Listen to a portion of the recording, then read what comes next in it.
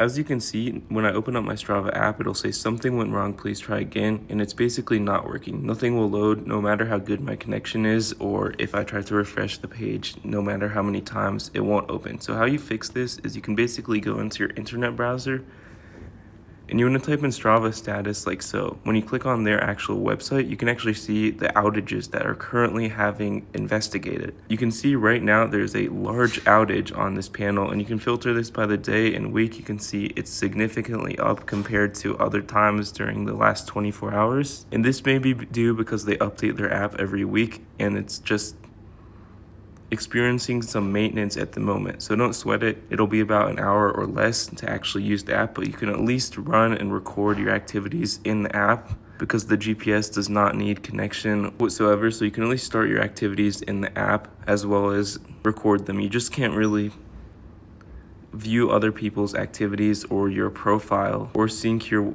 activities from your Garmin watch or any other watches in the Strava app at the moment during these updates. But that's all you do. It's going to be about 30 minutes.